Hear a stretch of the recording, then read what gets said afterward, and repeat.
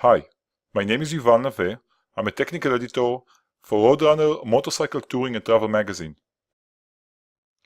This video will demonstrate the 4 different design methods that were described in the article. Quick and dirty design, bottom-up design, rubber band design, and finally, the hybrid design. Let's start with the quick and dirty design method. With this design method, only a few waypoints are needed. You need the starting waypoint, the ending waypoint, and a few waypoints in between, say up to 4. And these middle waypoints will anchor the route to the desired path. The rationale behind this method is to allow the rider to quickly have a route which has more than 2 waypoints, so there's some control of the route, but on the other hand, not to waste many hours and not to have put a lot of effort into that route. Sometimes this kind of method is very useful when you're on the road and you don't have time or patience to perform deep analysis of the route. Let's create a route using the quick and dirty design method. I'm going to create a new file. As before, I'm going to use the RoadRunner HQ as the starting address.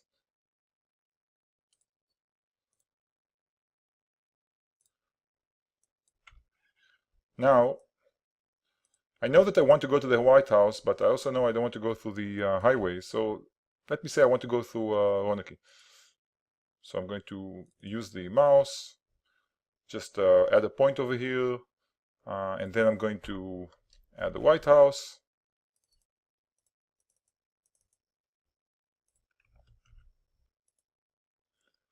And it took me about 2 minutes, give or take, and I have a route.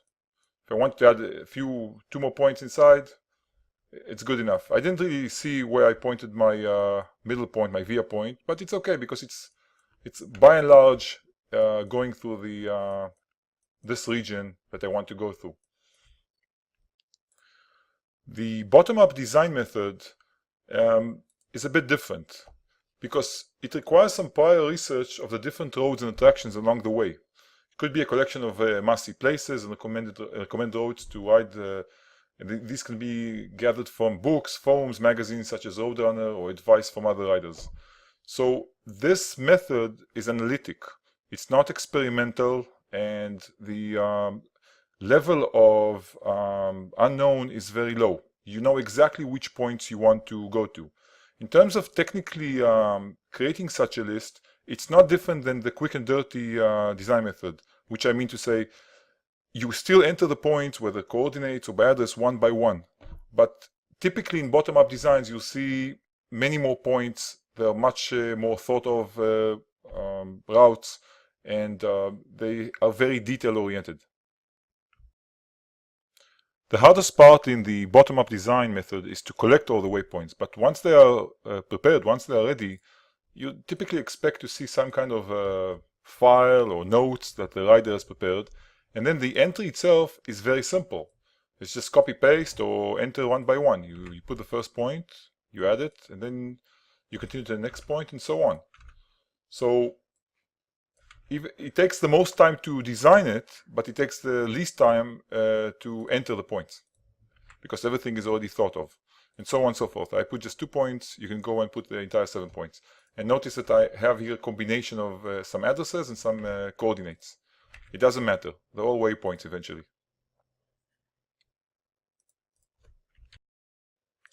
The third design method, it's called rubber band design, and it's opposed to the formal bottom-up design approach I just described. The rubber band design method starts by entering just 2 waypoints into the route editor, the start and end points. And using drag and drop techniques, using a mouse or touchscreen, the original route is stretched like a rubber band onto the new waypoints. Imagine a pin stretching the middle of a rubber band held in place between 2 other pins. Now we'll create a route using the rubber band design method. To save time, I already created the basic route as before with 2 waypoints, a start and ending waypoint, starting from RoadRunner HQ, ending in White House, same use case. But now I'm going to change the route by using the rubber band technique. So I know that I want to go through this beautiful area, the Jefferson National Forest. I don't want to go through this highway. It's very boring.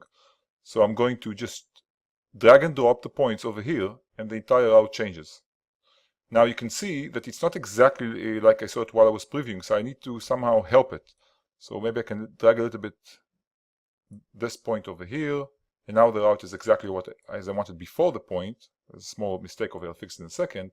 And then I don't want to go through this highway, I want to go through the George Washington and Jefferson National Park, so I'm going to put the waypoint over here. And you see, just like with rubber bands, the whole route is adjusting. You can also fix, if you have some incorrect points, as in over here, you can move them, fix them, or add another rubber band over here. Zoom in. Eventually, you will get a route which is exactly the way you want it to be in terms of new waypoints along the route. But the problem is, not always you know where you're going to, so it's quite experimental at times, which is also fun because you get to explore some new places. The last design method is the hybrid design, and it basically takes the two design methods of bottom-up and rubber band and naturally merges them together. So it starts by building a high-level skeleton of the route using several waypoints that must be included in the trip. This is the basic bottom-up design. Then the rubber band design method is applied on top of that to dynamically decide on the best path between the skeleton waypoints. So basically you get the best of both worlds. You have some planning done in advance, so you're not just totally experimenting. But on the other hand, you leave some room for experimentation and some adjustments, so it's not totally rigid and you're just following points like a robot. So this is the design approach that I recommend. I use it all the time. It can vary. Sometimes it will be 10% bottom up and 90% rubber band, and sometimes the opposite. It could be. It depends on the scenario, on the group you're riding with, etc. Let's create a route now using the hybrid design. To save time, I already did the research, the bottom-up research, and I have 5 points will be the skeleton of my route, and I also entered them into the route editor. So this is up to now, it's bottom-up. Now I'm starting to zoom in, and some of the things I see I'm not so crazy about. For example, going through Route 80 here, I think I can do better than that.